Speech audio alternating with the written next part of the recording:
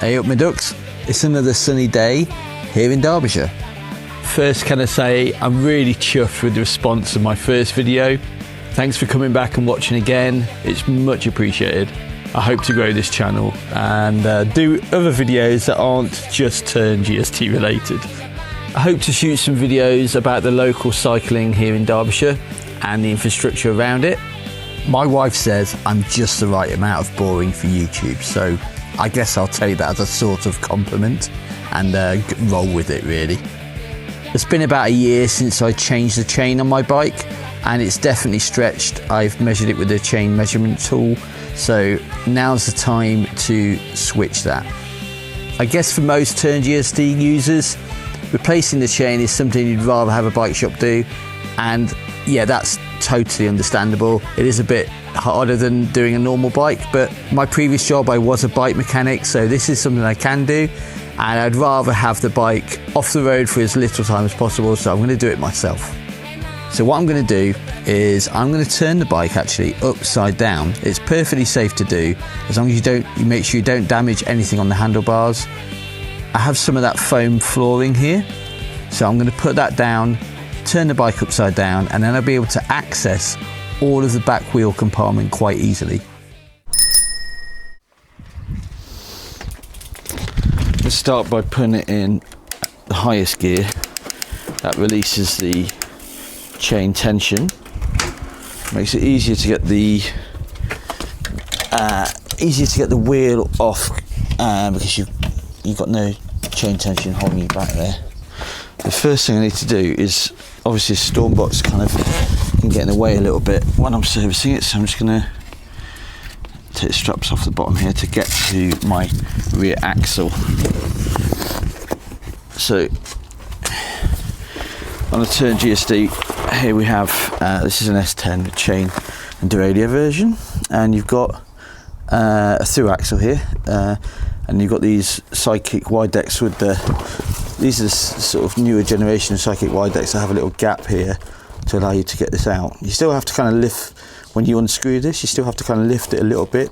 You see it's scratched here a few times, but just to get this axle out, you just have to put it out, so it takes a bit of practice.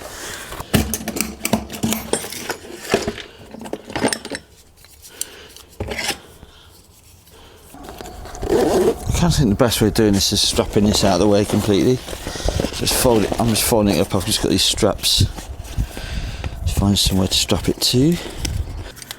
Let's see if I can remember what size this is. I think it's a 6mm Allen key, maybe. Yes, first time, bingo. Okay. Turn that. Anti-clockwise.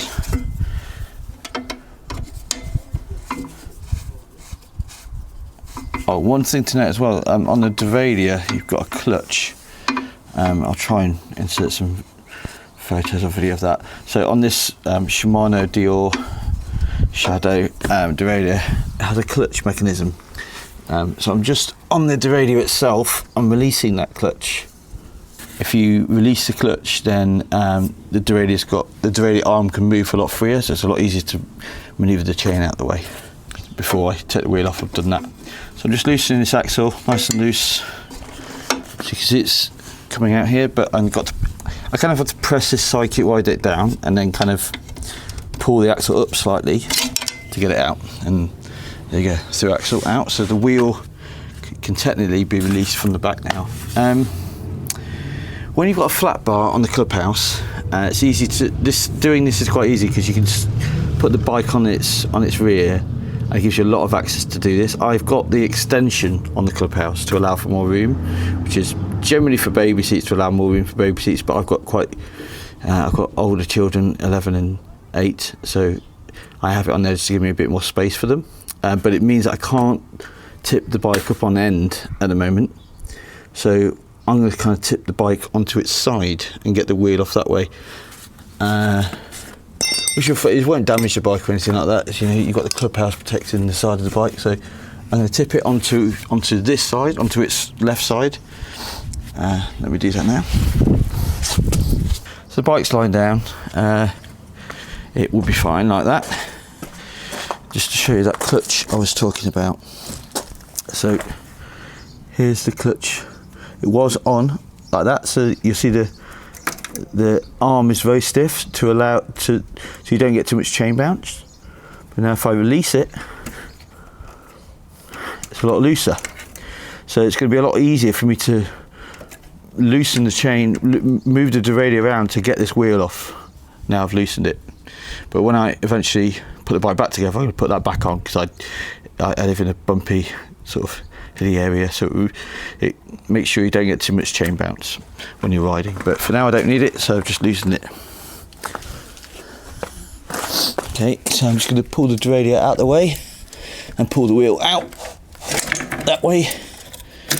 Move the chain. That's the wheel out of there.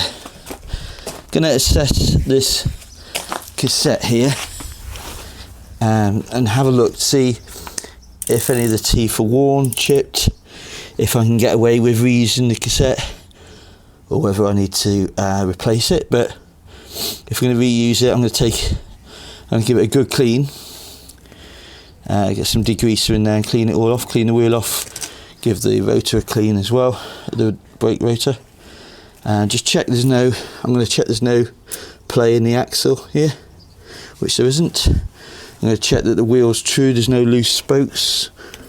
Just running my fingers over there just to feel if there's any obvious loose ones, which there isn't, which is good. What I'm going to do is I'm going to take the chain off. That chain's definitely worn out. I'm going to take the chain off. I'm going to lay it flat so I can count how many links there are in it, and when I put a new chain on, I've got the same length. The chain's stretched, so I just need to make sure it's got the same number of links on the new chain. But you actually need about a chain and a half, so with the GSD it's kind of longer. So a bit of an update what I've done so far.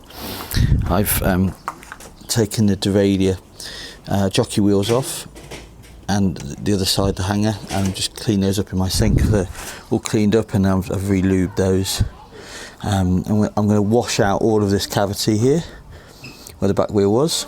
Brake pads aren't completely worn out, so I'll probably just take those out while I'm cleaning, just so they don't get contaminated. I'm going to wash all this out. The chains come off, so the chain I've got over here, all the old chains all laid out, so I'm going to put a new chain next to it, make sure I've got the same amount of chain links to make it the same size. It's in quite a mucky state. I'm going to take its cover off and clean under there.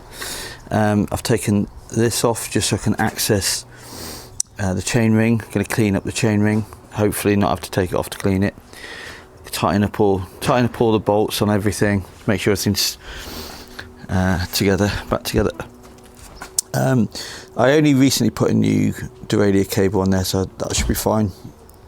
So yeah, get it all cleaned up and then put a new chain on, see how we go. Okay, so now we've got the sort of wheel cavity all cleaned up, got the derailleur put back together and all clean and lubed. We've got jockey wheels all spinning nicely. We've got a chain guide pulley. I don't know what you call it. A chain guide wheel. If you ever get like vibrations and stuff or creaking sounds and stuff, like 9 times out of 10, it's this little guide here. And some people have upgraded it by changing it to a cogged jockey wheel. But I'm just cleaning it, lubricating it, taking it off and putting it back together, and again that seems to sort it out. But yeah, nice and clean in here now. Clean the chain ring without having to take it off, because that's a bit of a ball ache. So just cleaned it up. So I'm just using some of this. It's not sponsored. I paid for this. This is a PT's foaming drivetrain degreaser. I really like this PT's, this brand PT's. They make some really good stuff. I really like the chain lube. I really like their cleaning products. So yeah, I've left that on this cassette for a minute or so. Just let it soak in, and then I've got a little brush here, so I'm going to use that to get in between the cassette cogs. Do a bit of an initial scrub, like that first. I've got the long bristles to get down in between the cogs. You could take the cassette off to do this. I just can't be bothered. I'll leave it on and clean around it. The hub seems fine.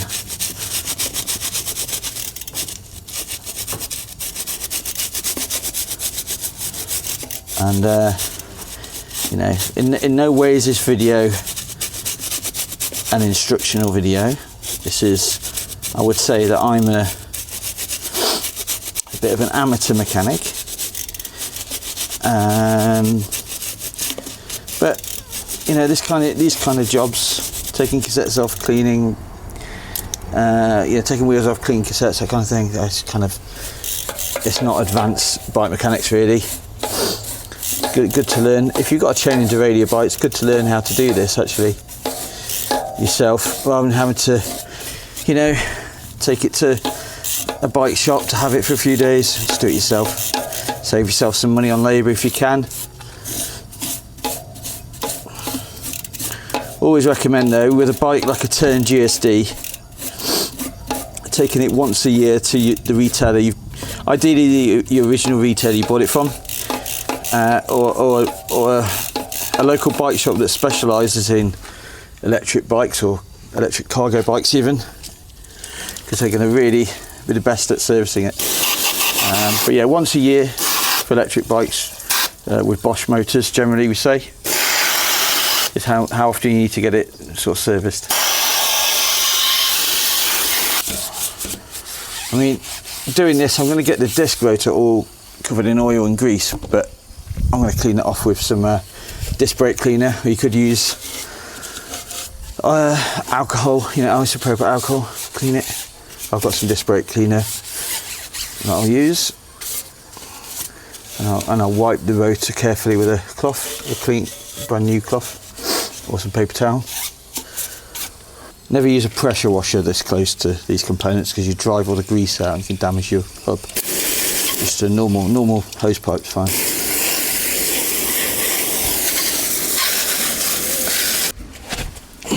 So there we go, nice clean cassette. Going to give that a quick drying with a clean cloth. I'm going to wipe down the rotor with some brake cleaner and a paper towel, and that'll be good to put back on the bike. Okay, so I'm putting the new chain on here. I've actually taken part of the chain guard off just so it's easier access to the chain ring. One thing to note on Tern GSDs, it has a narrow, what's called a narrow wide chain ring. So you see the teeth here, one of them's quite narrow, one of them's quite wide, and that correlates to the chain. So you have a narrow gap, and you've got a wide gap. So the idea of this narrow wide chain ring is to give a better connection to the chain, so it avoids it falling off. So you got to make sure you get the right teeth and the right part of the chain. Okay, just one thing to note there. So I put a little bit of grease on the dropouts, only a tiny bit this side as well, just to help it slide in and not make any creaking sounds. You can see the bottom of the chain goes through that little guide wheel, like so. Can you see that? That guide wheel just there, that's the routing you go. Okay, everything's back in, wheels back in nicely, all working, gears working fine, nice clean chain, nice clean cassette, new chain, clean cassette, new chain, and the cover's back on. Just need to turn it around and give it a test ride.